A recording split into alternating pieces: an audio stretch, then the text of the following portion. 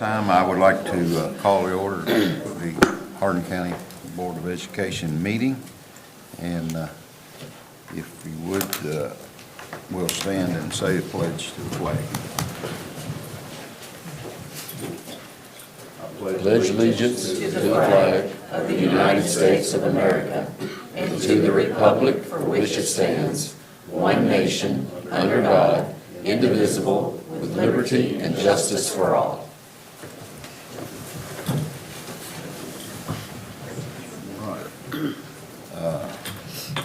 First of all, I'd like to have a moment of silence. Tommy Hunter, a bus driver who passed away since our last meeting. Quincy Nelson Sweat, a student from Rineyville.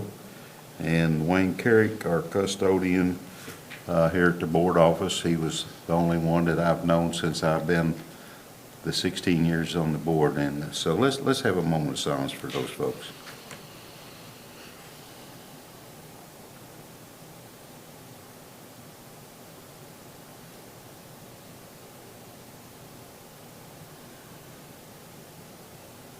All right, thank you. And I'd like to thank everyone for being here tonight.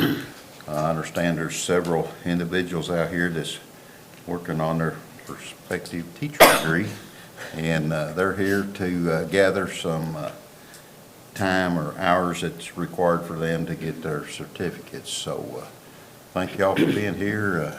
Ms. Morgan will sign your certificate or sign your paperwork if you need that.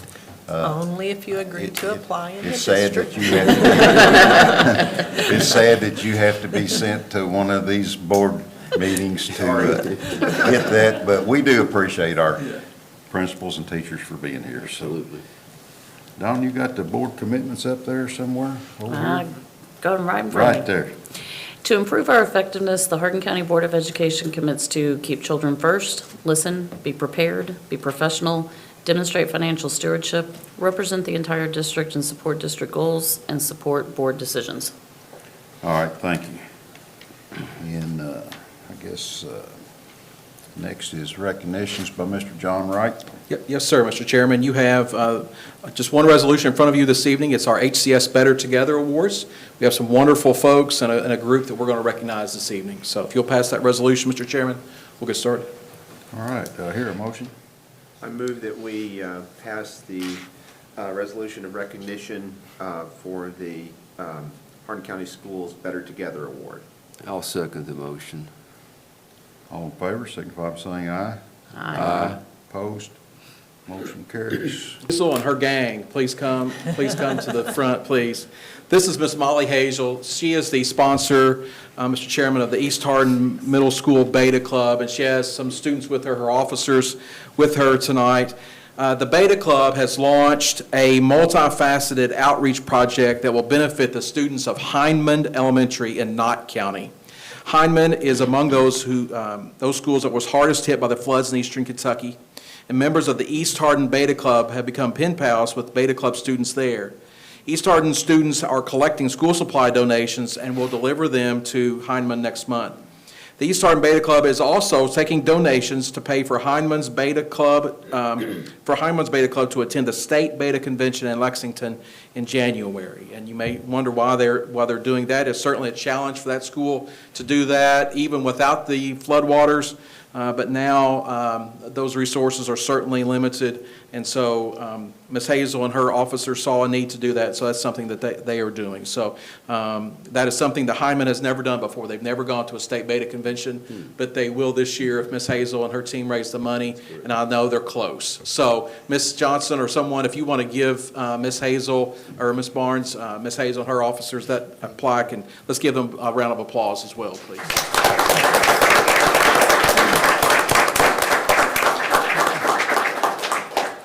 Hazel, I just want it to be known that Miss Hazel created the entire play script that they did last year, and they came in second at nationals. Wow.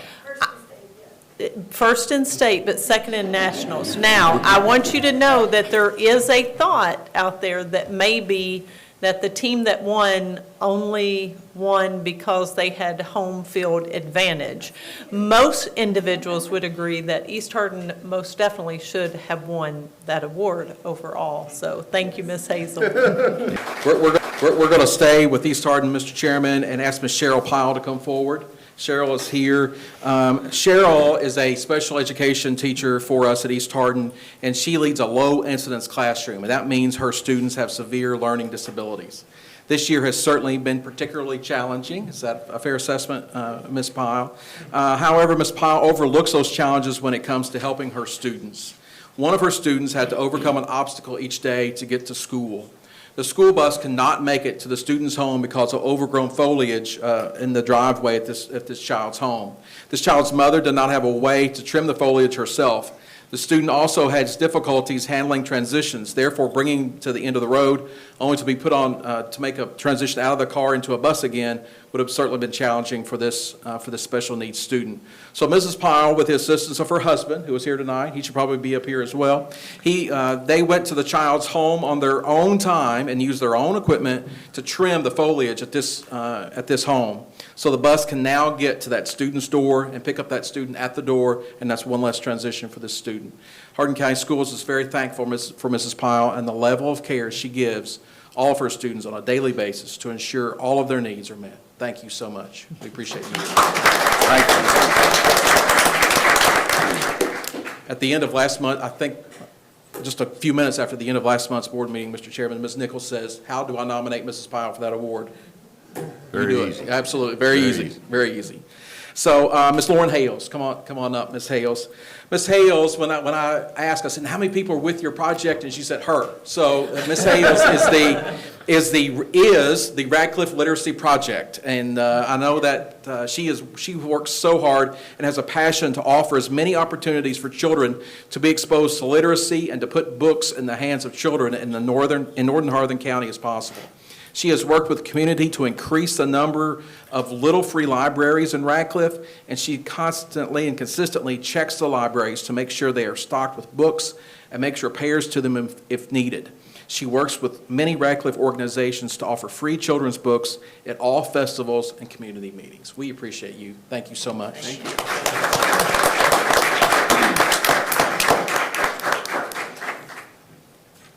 Before you go, I have a quick question. Yes. How could we donate materials or books or money to your project? I always take used books. Uh-huh. I don't like to accept money from the community because I'm not a 501c3 yet. Okay. But I have that's it. lots of kids' I always books. pick up used books because I go through hundreds of them a year in All right, the little I- libraries and then thousands of brand new books. And Okay, I'll get in touch. you have a social media presence, I is do, that right? yes. Yeah. Radcliffe Literacy. Yeah, there Okay, you go. thank you. You can I'll look get in them up. touch. Thanks. The great group, Mr. Chairman. All right. Thank you. Appreciate all of it. Thank you all. Focus on academics. Mr. Sutton's here to take care of that. Yes, Chairman Wise, we have two presentations tonight. One's going to be from East Hardin Middle School, one of our great teachers, Ms. Desiree Denham. She's going to be representing our enrichment teachers tonight on the work they're doing in our middle schools. We have one enrichment teacher at each of our middle schools. They're doing a great job. They kind of work together to kind of do some of the similar activities. So she's going to be here to present. And also we have Mr. Blair here, Director of Alternative Programs, going to give an update with all the great things he's doing in our district as well. So we're going to start with Ms. Denham, if that's okay. Ms. Denham, you Okay. ready to come on up? You and Ms. Swords, we also have Ms. Swords here tonight, our Director of Middle School Curriculum Instruction Assessment. She does a lot of work with Ms. Denham on this as well. So Ms. Denham, I think you're up here. Okay. So like he said, I am Ms. Denham. I am the enrichment teacher at East Hardin Middle School. So the purpose and goals for this class is to provide students with enriching activities for students who are at or above grade level. I provide students with courses that they are really interested in and introduce students to a variety of career paths, provide students with opportunities to collaborate with each other and the community, and another goal is to get students to qualify for gifted and talented services. So qualifications for my class. So students can qualify for this by scoring at or above the 80th percentile in reading or math on iReady. Also by scoring in the 80th percentile for the ITBS science test, by teacher recommendations, or if they've already been identified as GT. Something that is a little different from my class versus other typical classes is that we give students opportunity to provide input as to what classes they would like to see offered and to choose which ones they would like to take. So last school year, I taught 2 courses of STEAM, so science, technology, engineering, art, and math, as well as public speaking and creative writing. So I have a few examples of those. This was the zoo animal project that my STEAM class did last year. So the prompt was that students were hired by the Louisville Zoo. They had to design a new permanent exhibit to help increase revenue and keep customers coming back. So they had to research seasonal exhibits that they already have, like the Dino Quest, Wild Lights. Then they had to design with their groups a 3D model of an animal that was real or imaginary. They had a construction process, and then they had to calculate the surface area volume and costs. Extensions to that were scale drawing posters, brochures, zoo maps, and commercials. So you can see that we did a lot with this project. It took several weeks. So here are some examples of student work. So this was Lola the llama.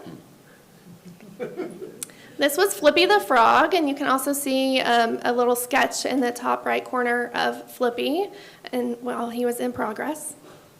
And this one was just titled Penguin. So you can see I also included clips of the students' work where they planned for the penguin digitally as well. For my public speaking class, most people hear public speaking and they think, ugh, and middle schoolers think the same.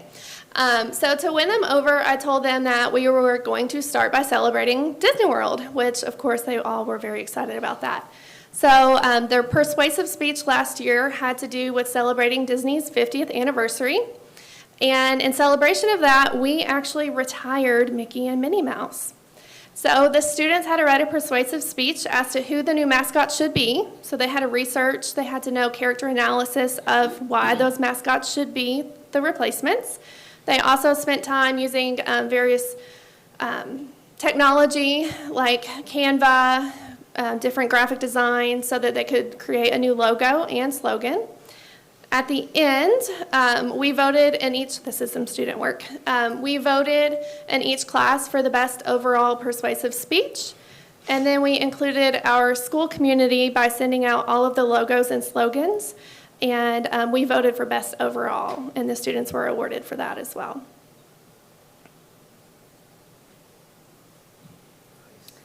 Another speech that they practiced in public speaking was the newscast speech. So they worked in groups, and they had to pick countries other than the United States to report on. So I have a few pictures of that. So students had to work on interviewing people. They had to report the weather, entertainment. We even had Iggy Azalea sang in class too, so that was a lot of fun. And then at the end of public speaking class, they each had to write a ceremony speech. So my 6th and 7th graders actually had choice, so they could write a Teacher of the Year award or a Lifetime Achievement award. And then they presented it in class, and if it was a Teacher of the Year award, we printed certificates and put the speeches on the back and actually mailed them to whatever teacher it was that they nominated. And then for 8th graders, we've decided to start a new tradition at East Hardin, and all of the 8th graders wrote a speech for the 8th grade promotion ceremony, and they auditioned. The top 5 students spoke in front of a panel of 5 8th grade teachers, and then Sadie Hess is pictured here. She was actually the one that got to present at our ceremony. At the end of last year, in our 2nd STEAM class, we did the mini golf project. This was inspired by the new Heartland mini golf coming to town. They were still in the process of building and designing. Students were working in groups. They were given a budget, and they had to design the 18th hole for the Heartland mini golf.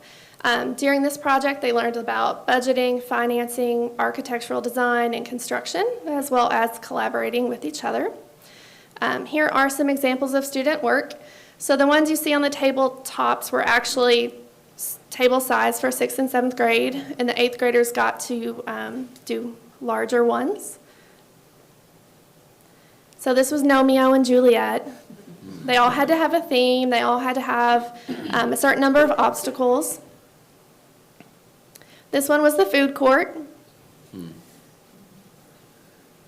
This one was jungle themed, so if you look closely, they have a bridge, there's a snake, there's trees. This one was Christmas on the Course. They had candy canes. And then at the end of our project, and the end of the year, I reached out to Renee Sullivan at Heartland Mini Golf and asked her if we could take a field trip there. And she was so excited, and I was even more excited, because they were not ready to open to the public. And she let me know that that didn't matter. She wanted us to come have this experience. So they very graciously let my class and Miss Pyle's class went with us to spend the afternoon playing putt-putt there. So the students got to see, the real-life application of their project.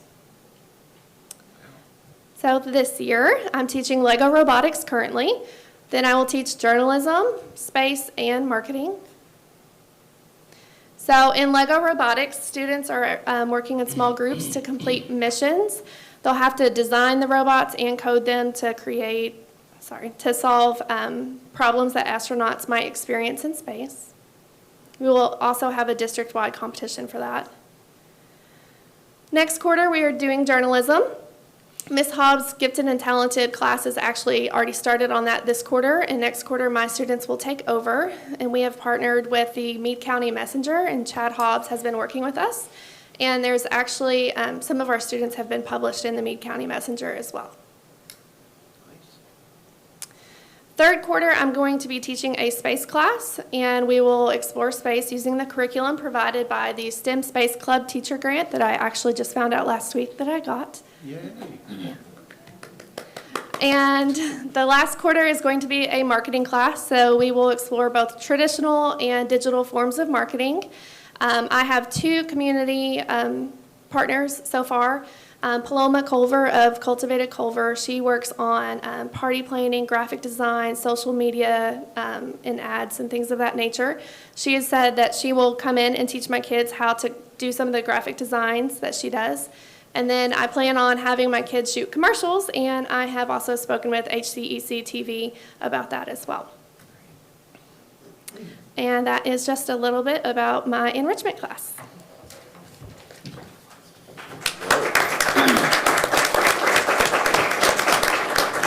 So just to recap that, I want you to think about how many different careers you saw touched on within this 2-year period.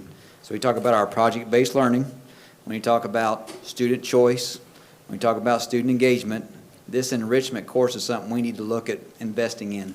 Because when we're doing this at every middle school, I think the learning opportunities outweigh anything you're ever going to see on a statewide assessment. This is where true learning takes place, and she's doing a great job. So, Mr. Blair, I think you're up next. Good evening. Thank you for having me.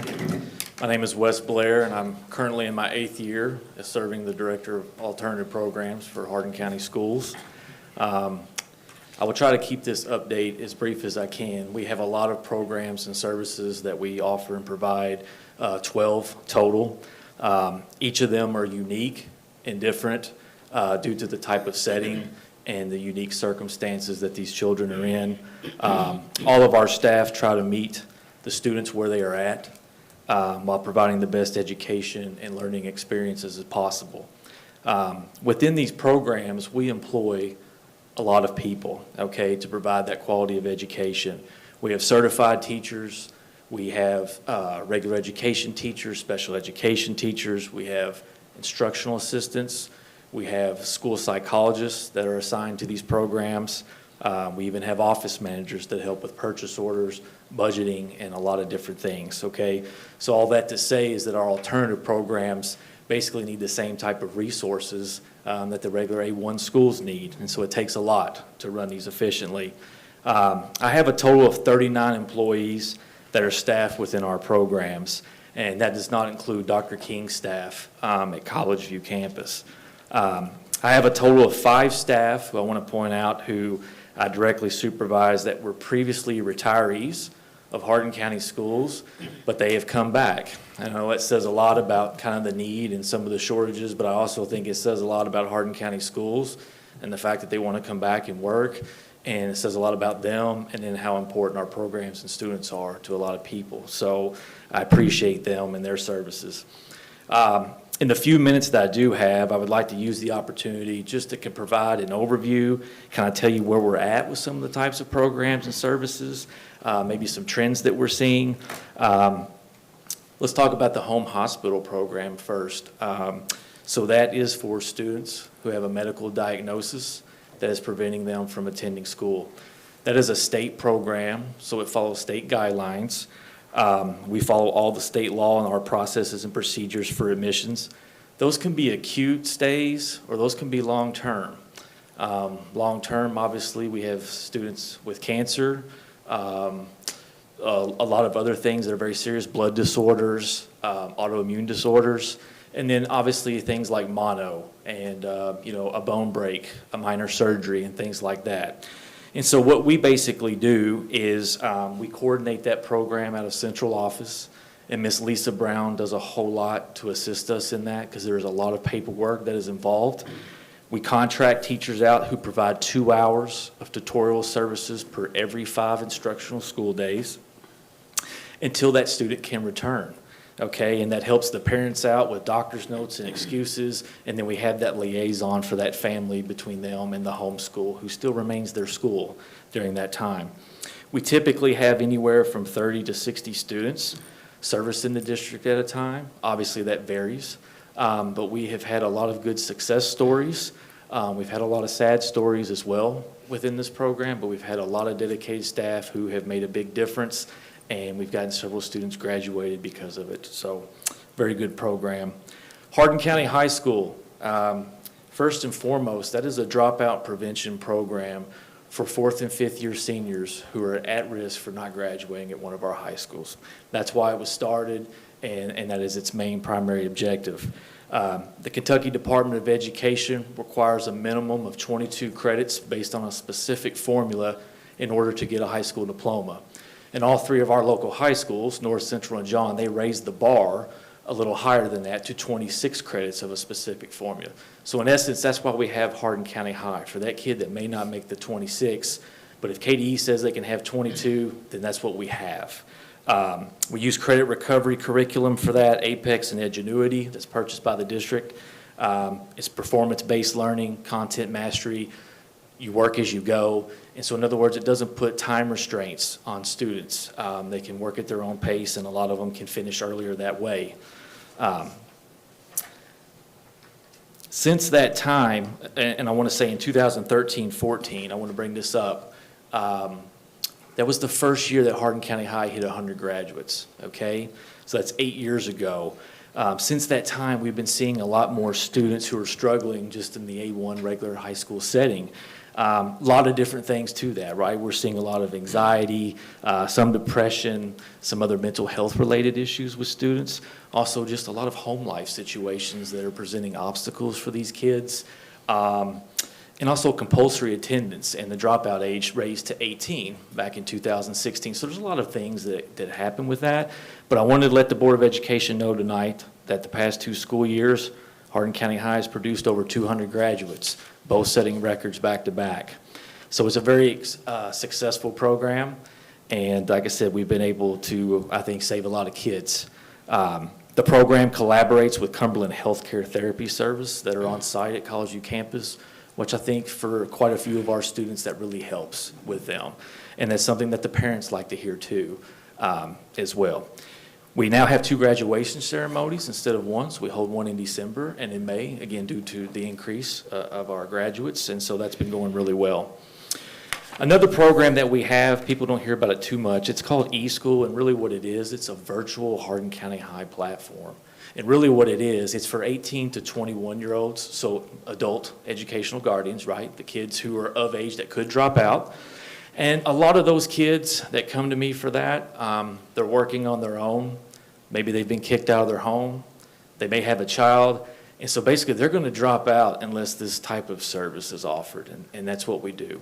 Basically the ball's in their hands. They have to be self-motivated. They come to College U to take summative exams, but everything else they're working at home. And then obviously we do have some students due to behavior infractions or due process hearings or expulsion hearings can be placed in eSchool as well.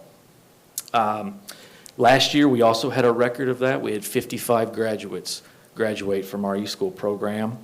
And on average, we usually have anywhere between 100 and 150 students that participate that during the course of a school year. And then, as you all know, and most of you have been on the board since 2020, the General Assembly passed a new law in which Board of Educations could allow adults over 21 to receive a high school diploma, and we passed that. And so basically, we have our adult e-school age 21 or over program. Those students must have 20 credits or higher, and they have to provide a transcript on site for us to enroll. So that's relatively new. That also is coordinated here at central office with me, and again, Ms. Sheila Hill, who does a whole lot for me with our Hardin County High E-School program. So I want to make sure I give her a shout out. The Excel program, it's located on College View campus. We have Ms. Michelle Reynolds, who is our lead teacher and helps coordinate that program. She does an excellent job. That service provides dropout prevention for our new teen mothers, as well as support services as they continue their education. They can stay at their home school and come over to Michelle over there at College View campus, but a lot of them elected to attend Hardin County High, which is on site. And basically what the carrot is there is we provide a free child day care service for their child. Our Hardin County Schools transportation provides door-to-door busing to pick them up along with their child. They have approved child seats on that bus. And so basically they know they're with their child during the day, right? They're getting a parenting course from Ms. Reynolds that they're going to receive a full credit on, and that is hands-on parenting and the child care, and with Ms. Reynolds, developing mentorships with both parties, as well as learning how to be a parent. And then they're working on their core content when they're not doing that. Again, a new record. Last year, Ms. Reynolds was able, we graduated 8 students, which again was amazing. And that capacity at a time, just so you know, is 10 students that can be in that program at a time. Then we have our adult education GED program. Obviously, that's not K-12. Most people don't know this, but Hardin County Schools serves as the physical agent for that program. It is actually now a 5-county consortium. When I got into this, it used to be Hardin, and it kind of came to be Hardin and LaRue, and as Ms. Morgan will tell you, it's just ballooned, right? And so part of that is because we've had a very good program in recent years, and I think the state knows that, and a lot of counties trust us with that. It has been led by Diane Kelly for many years, who's done an outstanding job, and she just retired, and now it's led by our new adult ed coordinator, Mr. Chris Reed. This is located at the ECT campus in Elizabethtown. We have 21 Hardin County Schools employees that work in that 5-county consortium. So that's quite a bit. Again, it's had some tremendous success in the past. It's been recognized in the state for being a top 5 program for GED attainment for several years. I'd like to talk about something that we have too. You know, one of the hats I wear as a director here, and then the other hat I kind of wear as a principal that you would think like in a regular school building, and I travel. But we have some KEXAC programs, and KEXAC basically is a funding source we get from the state, in which they have several state agency children. Maybe they're court ordered by a judge. Maybe they belong to the Department of Community-Based Services. There's a lot of different reasons, but obviously it takes a lot to provide educational service, and the state does help us with funding, and so that's a big deal. Hardin County Day Treatment, first one I'd like to talk about. It's owned and operated by the Department of Juvenile Justice. Okay, it's non-residential, so students attend there during the day and they go home. Hardin County Schools provides transportation as well as food services to Hardin County Day Treatment, just like we do for any other school. Students who attend there are either court-ordered by a judge, or there is a type of referral system that we can make district referrals for students here, or the FAIR team or the DPP, Mr. Brian Lewis, can make those referrals. The capacity there is 36 students. Usually it's grades 7th through 12th, and usually students are there about a year, and they're receiving counseling services from the Department of Juvenile Justice. We employ 4 teachers and 1 attendance clerk there. And in addition to SEEK money, this program also provides or gets funding from KEXAC as well as Title I Part D funding. Lincoln Trail Hospital, right down the road, it is not DJJ, it is DCBS. We have a contract with them as well. There are 3 units within this hospital, and obviously this is a residential setting, so these students sleep there and live there, and then they come out to school hall every morning. Basically, without getting too deep, there's obviously a lot of behavioral issues why students are admitted there. It's mental illness, abuse of drugs, sexual abuse, and/or deviant behaviors acting out due to being abused. The capacity there is 66 children. We employ 6 teachers, 1 instructional assistant, and 1 attendance clerk. And again, in addition to SEEK money we receive from the state, we also receive money from KEXAC as well as home hospital money because they are in a hospital setting, so that helps us provide the funding for that as well. Spectrum Care Academy is actually a private residential treatment program. There are 18 beds with 2 group homes. That is a private facility, so it's based on a referral by a physician, okay? There's boys there, grades 2nd through 8th grade for behaviors as well as mental health disorders. Usually students are there about 6 months and they come from all over the state. We employ 2 teachers there at Spectrum Care Academy, and we also receive home hospital money in addition to SEEK. And then last, College View Alternative School. So that's our A5 district-run alternative program, right? Dr. Robert King, as you know, serves as the principal of this program and the campus as a whole there at College View. He obviously has his own staff and he supervises daily and leads. The services that we provide there are for K-12 setting now with the addition of the elementary units we added a few years back. Students are placed there for numerous reasons. Could be through an ARC meeting based on their least restrictive environment. Could be due to a Title IV violation, which is a drug and alcohol code of conduct violation. There could be a due process ruling. There could be an expulsion hearing. There could be a threat assessment determination made, as well as any other board violation.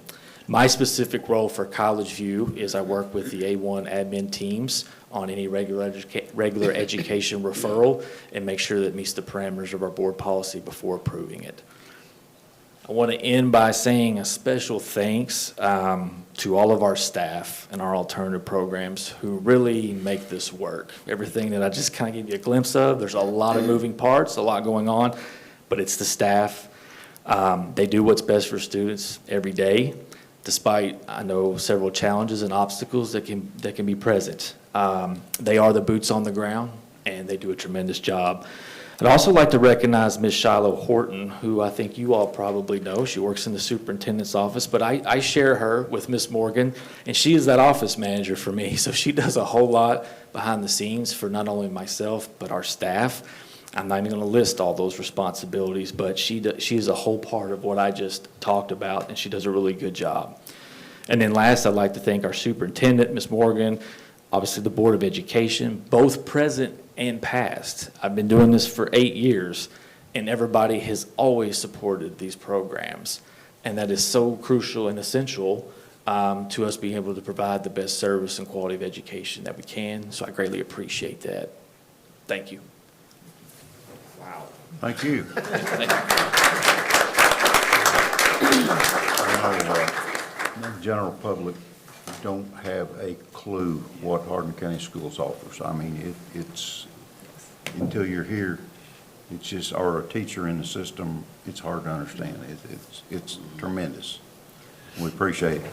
Yeah, what Mr. Blair didn't do, we do employee engagement surveys, and the one thing that his staff has overwhelmingly said, probably with one of the highest areas on anything, is the support they receive from Mr. Blair. So we greatly appreciate that. I know they do on a daily basis, and regardless of the stress they're under, they come in here smiling when they bring all of their reports and logs and stuff. So we appreciate that. Thank you. And for the ones out there working on their teacher's degree, if they want an education, they'll get it when they get there, won't they? Yes. Yes. No, it is. It's different. It's tough. You deal with all aspects of the students, and back to the East Hardin students there that they're helping the ones, the achievers. I'm really glad to see that in our schools because, you know, a good student can kind of get to a loafing point, I would call it, and maybe not excel when they get a little extra push or a little extra something to do. It really helps them out also. So from the lowest achieving student to the highest, we're covering it all, I think, and that's great. Yes. All right, recognition of visitors. John, anyone sign in? All right, thank you. Construction updates. Believe it or not, they think Central is moving well. We don't have a whole lot to look at sometimes, but they have made a lot of progress, and things are improving out there daily. A little more concrete up front of the building. I told them today they had all that front blocked off, and I really like to see something going on there because the people are wondering what's going on. And at one of the ball games, a person said, "What's this tobacco barn in the middle of this thing for?" You know, that's geothermal and a lot of technical lines that's going through there. So it's coming along, and hopefully weather will hold for a few more months. I'm glad they're cooled down for them so they can get a little more work done. Consideration of the consent agenda, pretty much normal here. I don't know of anything that really is going to be pulled out, but we'll find out. We're approval for a North Hardin student to graduate early. Approval of the assurances for the federal year of 2023, and we're approving some modified schedules with students with disabilities. Approval of a school district calendar committee, so I'm sure they'll be working on that for long, and if you Yes. want to get your thoughts in there, you'll have to get with them. Approval of Central Hardin JROTC to travel to Georgia, and these are all commercial carrier trips. Central Hardin FCCLA to travel to Columbus, Ohio. Central Hardin senior class to travel to Atlanta, and approval of North Hardin High School band to travel to Indianapolis. And then the financial, we received the financial reports, orders of the treasurer, activity fund balance, were approval of the fiscal year 23 working budget, and approval of the 2021-2022 audit report. And we got the highest rating possible for that. So that was perfect. And they said that was unusual, and Jessica back there smiling. We appreciate the work that has been put together by everyone on that. That was outstanding to hear that from Brian today. So approval of the BG4 for John Hardin High School repaving project, and the BG5 for the North Hardin High School indoor hitting facility. Some of these things are just getting finalized out, and that's the reason they keep coming up. But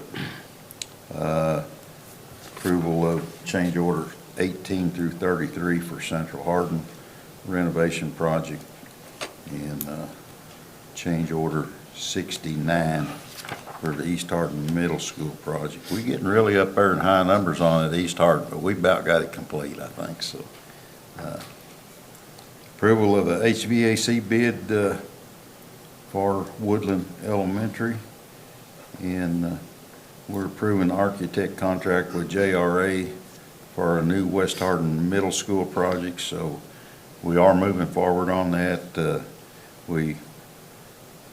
It's a long process, and this is probably 3 years down the road for completion, but we're started. We have started, let's put it that way. Received information on a Verizon cell tower at Hardin, and I think we pretty much said no on that today, so you won't be looking at a tower out there for a little while, okay? Approval of BG1 for John Hardin High School greenhouse project, and we had some monies that's been put out there for that, and we're proud to get that thing started here before long. And so some school fundraisers, personnel actions, and approval of contract with Higher School Unified Talent Records for online boarding capabilities of employees for 45 months, so that's a long contract there. The rest of it is minutes. We're approving the minutes of the tax hearing we had. and the other minutes of our other board meetings. So anyone have anything they want to pull out or elaborate on any further? Well, on D3, I assume it's approval of the contract with Power School Unified Talent Records for onboarding capabilities of employees. Onboarding is when you bring somebody new on, so that's what I assume. Instead of online boarding, I assume it's onboarding. Yes, sir. Yeah, that's right. Onboarding. That's it.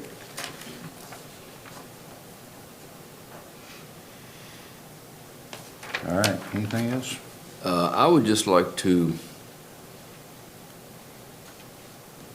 for the sake of the people in Division 4, confirm to them that with the adoption of this architectural contract for the new West Hardin Middle School, that we are committed to and have started the steps to build that school. And having reviewed that contract, I was happy to see that because of the recent middle school we built at East Hardin, we're able to utilize a lot of that same design work, and the cost of the architectural services is going to be somewhat reduced. We have a substantial savings there. But I'm very happy to see the contract being approved tonight. Yep. Yeah, that was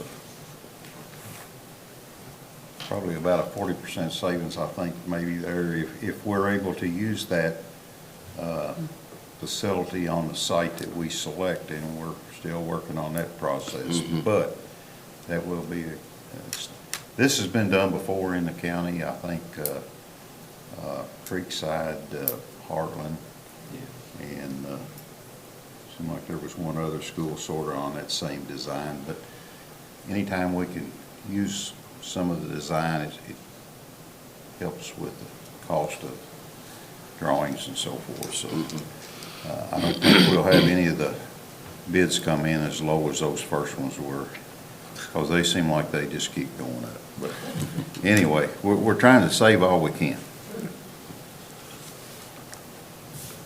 All right, we need a motion to approve the consent agenda. So moved. Second. Have a motion and a second to approve the consent agenda. Any other comments? All right. All in favor, signify by saying aye. Aye. Opposed? Motion carries. And we're down to miscellaneous items. We got through that. We're down to action items. We have anything on the action items that we, other than this new business one? No, sir. We don't? Okay, new business, we have the approval of the signing of a interagency agreement between the Department of Juvenile Justice and the Hardin County Board of Education, acting for Hardin County date treatment, with the exception of items 1E, 1P, 1Q, 1R, and 1QQ of the contract. Do you know what all those are? I know those are items we did not believe it was in Hardin County Schools' best interest to approve the contract with those involved. So those have been removed, and as Mr. Blair shared with you, there are many things that we do for day treatment. We want to approve the contract, but without those. So Do we need to vote on this? we'll send this contract to them as we Yes, sir. have it This is in our favor and see if they'll accept it, I'm saying. Yes, Right. So I assume we need a motion for this? yes. Yeah. I'll move that we approve the signing of the interagency agreement between the Department of Juvenile Justice and the Hardin County Board of Education, acting on behalf of Hardin County Date Treatment, with the exception of items 1E, 1P, 1Q, 1R, and 1QQ of the contract. Second. Have a motion and a second. Any other discussion? All in favor, signify by saying aye. Aye. Opposed? Motion carries. Superintendent's report. Well, 5 minutes. just a second. You want to go back? Well, Okay. where should we discuss the item which I assume, which we were made aware of today about finding from Kentucky Department of Education. Is that in your superintendent's report, or? No, sir, we will, we're going to seek counsel on that, and then once that has been done, we'll call the board back together Okay, yeah, because, to do that. all right, so Yes, sir. I'll let that go for now. Yeah. All right. Okay. Yeah. Okay, superintendent's report. Superintendent's report is just to be proud. We have finished our iReady testing, which is a system we use in the area of reading and math.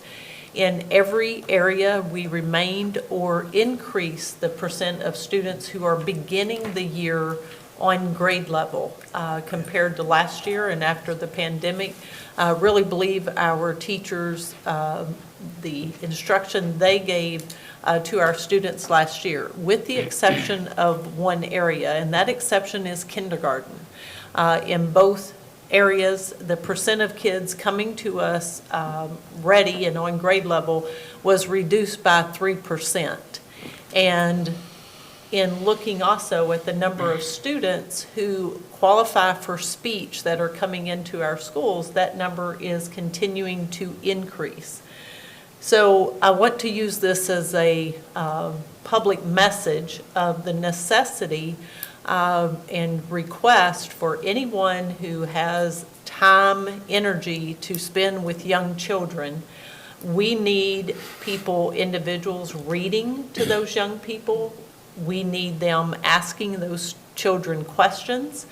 What we are finding is that handing your child a phone allows them to hear speech, but it doesn't allow them to practice speech. And those students need to have that exchange of conversation. So as you're riding down the road in cars and having that opportunity to speak and have your children to speak back to you is something we are really seeing as a need. I recognize how stressful times can be, but it is making a difference. When we see that all of our students at all grade levels were increasing on reading and math at the beginning of the year compared to last year and the year before, of course, that was with the pandemic, and we see a decrease in kindergarten, we're looking for ways that we can have more students to begin school not behind. That's the easiest way I know to say it. So just using this as a public service announcement, if you're an aunt, uncle, friend, and you have the opportunity to be that mentor for that young person, 1, 2, 3, 4, 5-year-old, just ask that you take that opportunity to have those conversations, to read with those children, put them in your lap, ask questions as you're reading those stories to them. 5 minutes a day will make a tremendous difference in the amount of vocabulary they hear before coming to school.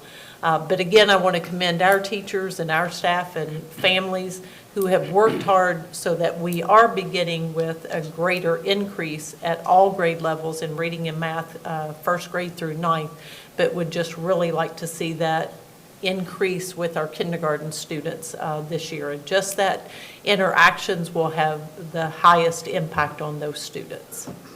So, sounded a bit preachy, but I want to use it as a public service announcement. So Ask you're for that. telling me not to text my spouse to tell them what I want for dinner, I need to call them and tell them, is that right?